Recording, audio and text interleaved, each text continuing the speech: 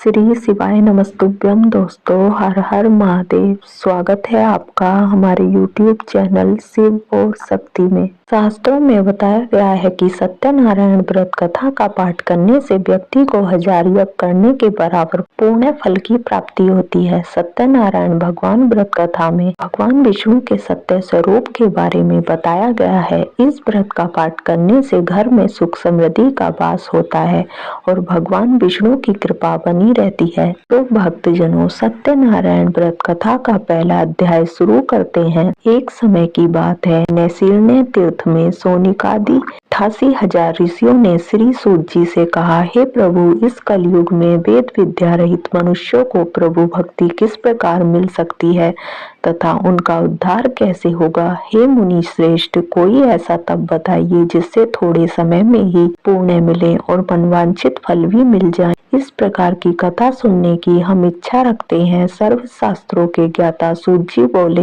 हे वैष्णवों में पूज्य, आप सभी ने प्राणियों के हित की बात पूछी है, इसलिए मैं एक ऐसे श्रेष्ठ व्रत को आप लोगों को बताऊंगा जिसे नारद जी ने लक्ष्मी नारायण जी से पूछा था और लक्ष्मीपति ने मुनि श्रेष्ठ नारद जी से कहा था। आप सब इसे ध्यान से सुनिए। एक समय की बात है, योगीराज नारद जी दूसरों के हित की इच्छा लिए अनेकों लोकों में घूमते हुए मृत्यु लोक में आ पहुँचे। यहाँ उन्होंने अनेक योनियों में जन्मे प्राय सभी मनुष्यों को अपने कर्मों द्वारा अनेकों दुखों से पीड़ित देखा। उनका दुख देख नारद जी सोचने लगे कि कैसा यत्न किया जाए जिसके करने से निश्चित रूप से मानव के दुखों का अंत हो जाए। इसी विचार पर मनन करते हुए वह विष्णु लोक में गए। वहां वह देवों के इस नारायण की स्तुति करने लगे, जिनके हाथों में शंख चक्र गदा और पद थे, गले में वरमाला पहने हुए थे। स्तुति करते हुए नारद जी बोले, हे भगवान, आप अत्यंत शक्ति से संपन्न है। मन तथा वाणी भी आपको नहीं पा सकती है। आपका आदि मध्य तथा अंत नहीं है। निर्गुण स्वरूप सृष्टि के कारण भक्तों के दुख को दूर करने वाले हैं। आपको मेरा नमस्कार है। नारद जी की स्तुति सुन विष्णु भगवान बोले, हे मुनि श्रेष्ठ, आपके मन में क्या बात है? आप किस काम के लिए पधारे हैं, उसे निसंकोच कहो।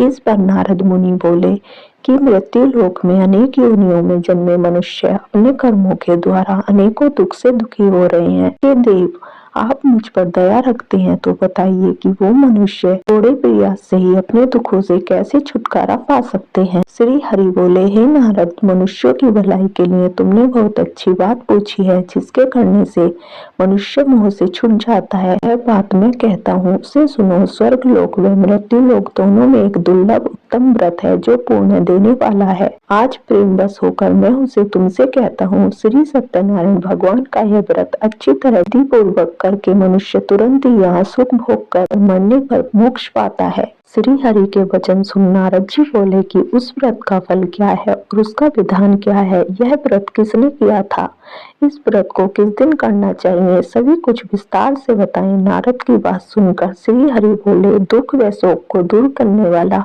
यह सभी स्थानों पर विजय दिलाने वाला है।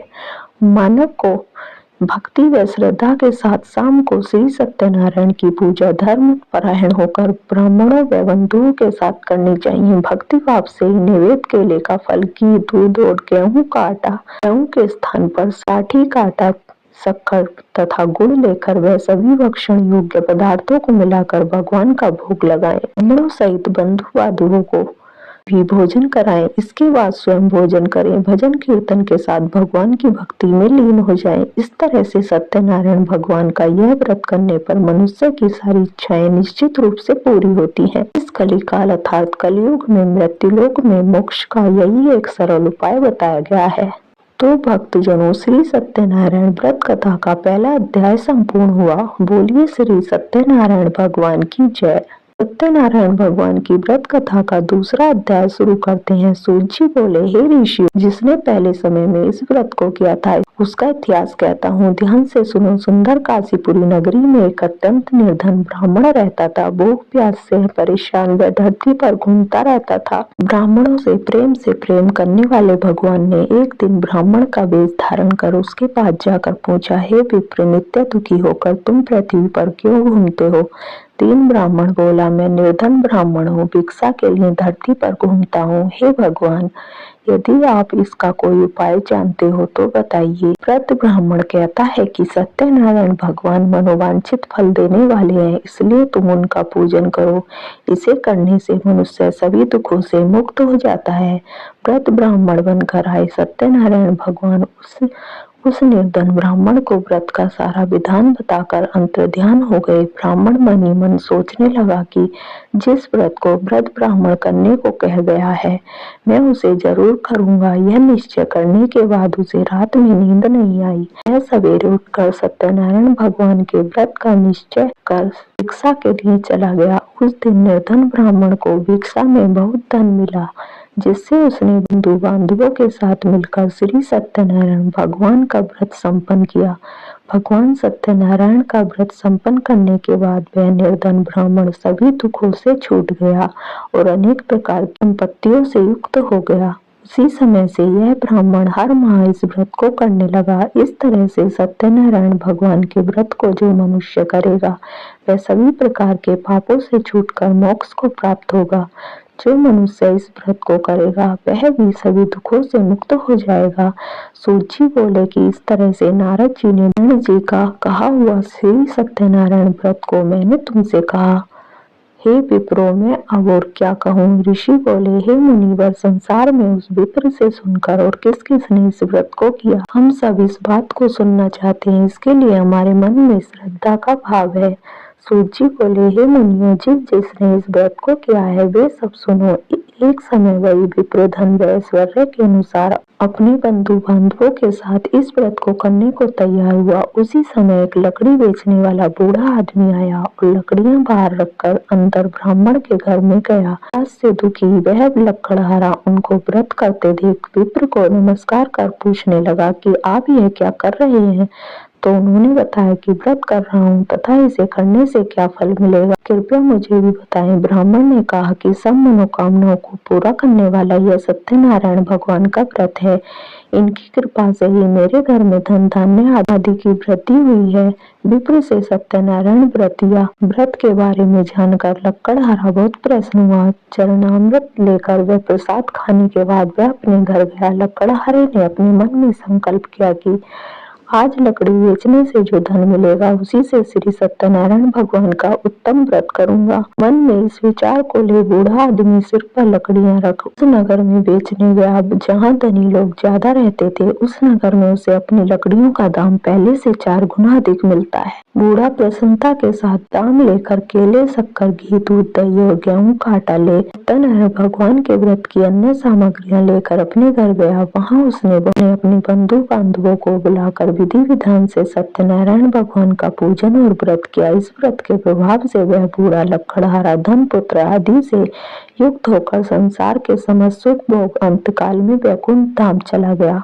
तो भक्तजनों, श्री सत्यनारायण व्रत कथा का दूसरा अध्याय समाप्त होता है। बोलिए श्री सत्यनारायण भगवान की जय। सत्यनारायण भगवान की व्रत कथा का तीसरा अध्याय। सूत जी बोले, हे श्रेष्ठ मुनियों, अब आगे की कथा कहता हूँ। पहले समय में उल्कामुख नाम का एक बुद्धिमान राजा था।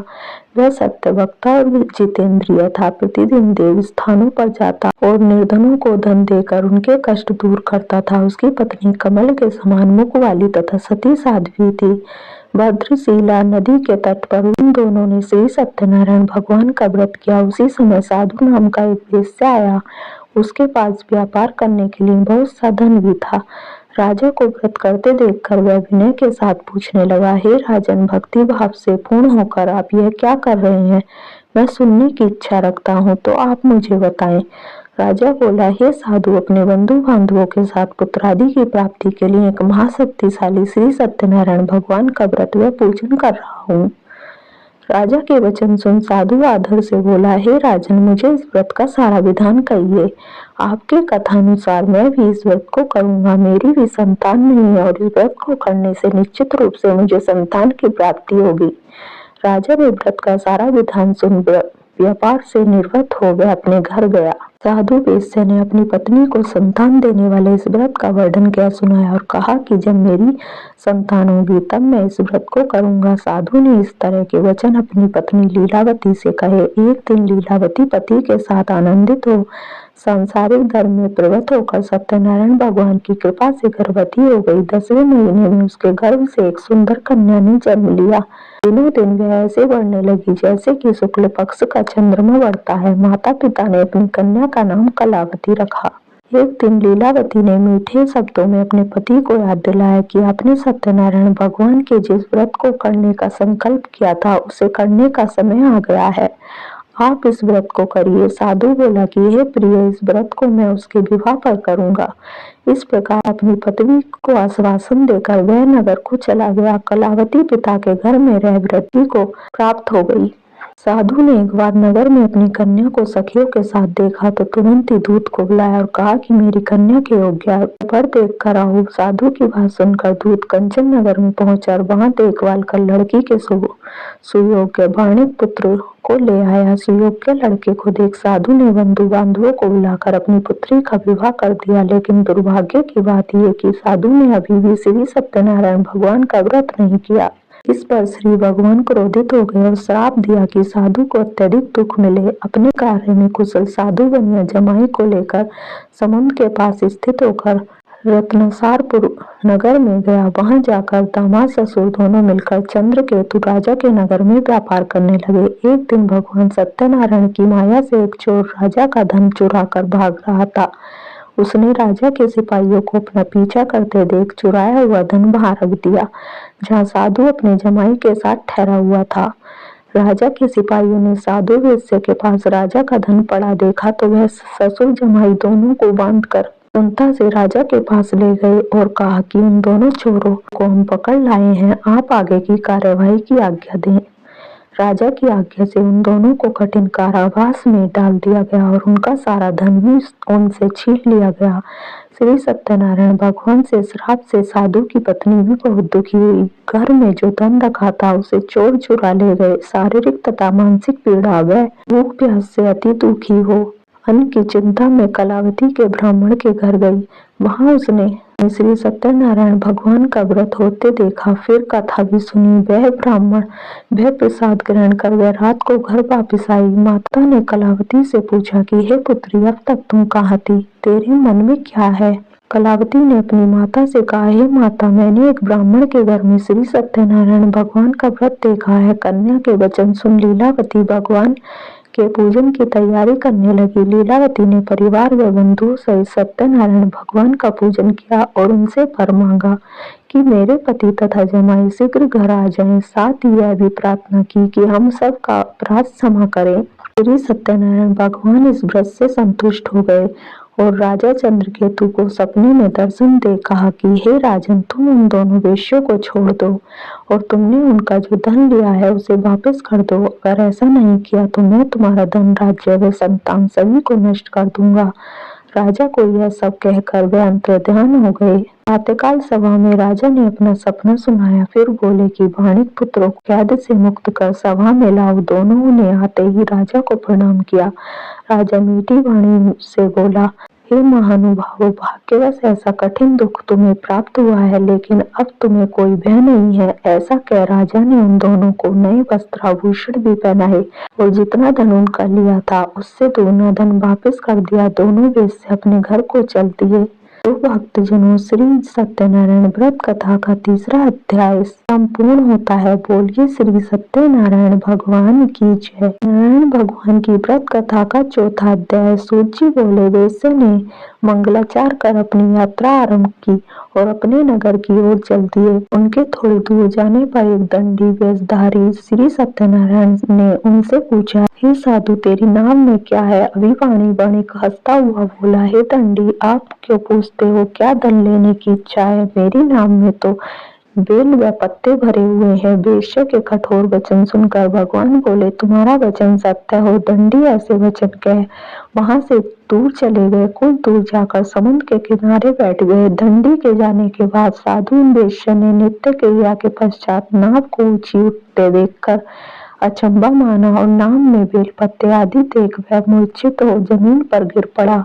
मूर्छा खुलने पर वह अत्यंत शोक में डूब गया। तब उसका दामाद बोला कि आप शोक न मनाएं, यह दंडी का शाप है, इसलिए हमें उनकी शरण में जाना चाहिए, तभी हमारी मनोकामना पूरी होगी। दामाद की बात सुनकर वह दंडी के पास पहुंचा और अत्यंत भक्तिभाव नमस्कार करके बोला, मैंने आपसे जो असत्य वचन कहे थे उनके लिए मुझे क्षमा दें। ऐसा कह कहकर महान शोकातुर हो रोने लगा। तब दंडी भगवान बोले, हे बणिक पुत्र, मेरी आज्ञा से बार बार तुम्हें दुख प्राप्त हुआ है, तू मेरी पूजा से विमुख हुआ। साधु बोला, हे भगवान, आपकी माया से ब्रह्मा आदि देवता भी आपके रूप को नहीं जानते, तब मैं अज्ञानी कैसे जान सकता हूँ। आप प्रसन्न होइए, अब मैं सामर्थ्य के अनुसार आपकी पूजा करूंगा, मेरी रक्षा करो और पहले के समान नौका में धन भर दो। साधु वेश्या के भक्ति पूर्वक वचन सुनकर भगवान प्रसन्न हो गए और उसकी इच्छा अनुसार वरदान देकर अंतर्ध्यान हो गए। ससुर जमाई जब नाव पर आए तो नाव धन से भरी हुई थी। फिर वही अपने अन्य साथियों के साथ सत्यनारायण भगवान का पूजन कर अपने नगर को चल दिए। जब नगर के नजदीक पहुंचे तो दूत को घर पर खबर करने के लिए भेज दिया। दूत साधु की पत्नी को प्रणाम कर कहता है कि मालिक अपने दामाद सहित नगर के निकट आ गए हैं। दूत की बात सुन साधु की पत्नी लीलावती ने बड़े हर्ष के साथ सत्यनारायण भगवान का पूजन कर अपनी पुत्री कलावती से कहा कि मैं अपने पति के दर्शन को जाती हूँ, तू कार्य पूर्ण कर शीघ्र आ जा। माता के ऐसे वचन सुन कलावती जल्दी में प्रसाद छोड़ अपने पति के पास चली गई। प्रसाद की अवज्ञा के कारण श्री सत्यनारायण भगवान रुष्ट हो गए और नाव सहित उसके पति को पानी में डुबो दिया। कलावती अपने पति को वहां न पाकर रोती हुई जमीन पर गिर गई। नौका को डूबा हुआ देख वह कन्या को रोता देख साधु दुखी होकर बोला कि हे प्रभु, तुम मुझसे तथा मेरे परिवार से जो भूल हुई है उसे क्षमा करें। साधु के दीन वचन सुनकर श्री सत्यनारायण भगवान प्रसन्न हो गए और आकाशवाणी हुई, हे साधु, तेरी कन्या मेरे प्रसाद को छोड़कर आई है, इसलिए उसका पति अदृश्य हो गया है। यदि वह घर जाकर प्रसाद खाकर लौटती है तो इसे इसका पति अवश्य मिलेगा। ऐसी आकाशवाणी सुन कलावती घर पहुंचकर प्रसाद खाती है और फिर आकर अपने पति के दर्शन करती है। उसके बाद साधु अपने बंधु बांधवों सहित श्री सत्यनारायण भगवान का विधि विधान से पूजन करता है। इस लोक का सुख भोग वह अंत में स्वर्ग जाता है। श्री सत्यनारायण व्रत कथा का चौथा अध्याय संपूर्ण होता है। बोलिए श्री सत्यनारायण भगवान की जय। सत्यनारायण भगवान की व्रत कथा का 5वां अध्याय। सूत जी बोले, हे ऋषियों, मैं और भी कथा सुनाता हूँ, से भी ध्यान पूर्वक सुनो। प्रजा पालन में लीन तुंगध्वज नाम का एक राजा था। उसने भी भगवान का प्रसाद त्याग कर बहुत ही दुख सहन किया था। एक बार वन में जाकर वन्य पशुओं को मारकर वह बढ़ के पेड़ के नीचे आया। वहां उसने ग्वालों को भक्ति भाव से अपने बंधुओं सहित सत्यनारायण भगवान का पूजन करते देखा। अभिमानवश राजा ने उन्हें देखकर भी पूजा स्थान में नहीं गया और न ही उसने भगवान को नमस्कार किया। ग्वालों ने राजा को प्रसाद दिया, लेकिन उसने वह प्रसाद नहीं खाया और प्रसाद को वहीं छोड़ वह अपने नगर को चला गया। जब वह नगर में पहुंचा तो वहां सब कुछ तहस नहस हुआ पाया, तो वह शीघ्र ही समझ गया कि यह सब भगवान ने किया है। वह दोबारा ग्वालों के पास पहुंचा और विधि पूर्वक पूजा करके प्रसाद खाया तो श्री सत्यनारायण भगवान की कृपा से सब कुछ पहले जैसा हो गया। दीर्घ काल तक सुख भोगने के बाद मरणोपरांत उसे स्वर्गलोक की प्राप्ति हुई। जो मनुष्य परम दुर्लभ इस व्रत को करेगा तो भगवान सत्यनारायण की अनुकंपा से उसे धन धान्य की प्राप्ति होगी। निर्धन धनी हो जाता है, वह युक्त हो जीवन जीता है। संतानहीन मनुष्य को संतान सुख मिलता है और सारे मनोरथ पूर्ण होने पर मानव अंतकाल में वैकुंठ धाम हो जाता है। सूत जी बोले, जिन्होंने पहले इस व्रत को किया है अब उनके दूसरे जन्म की कथा कहता हूँ। व्रत शतानंद ब्राह्मण ने सुदामा का जन्म लेकर मोक्ष की प्राप्ति की। लक्कड़हारे ने अगले जन्म में निषाद बनकर मोक्ष प्राप्त किया। उल्कामुख नाम का राजा दशरथ होकर वैकुंठ को गए। साधु नाम के वेश्या ने मोरध्वज बनकर अपने पुत्र को आरे से चीरकर मोक्ष पाया। महाराज तुंगध्वज ने स्वयंभू होकर भगवान में भक्तियुक्त हो कर्म कर मोक्ष पाया। श्री सत्यनारायण व्रत कथा का 5वां अध्याय संपूर्ण होता है। बोलिए श्री सत्यनारायण भगवान की जय।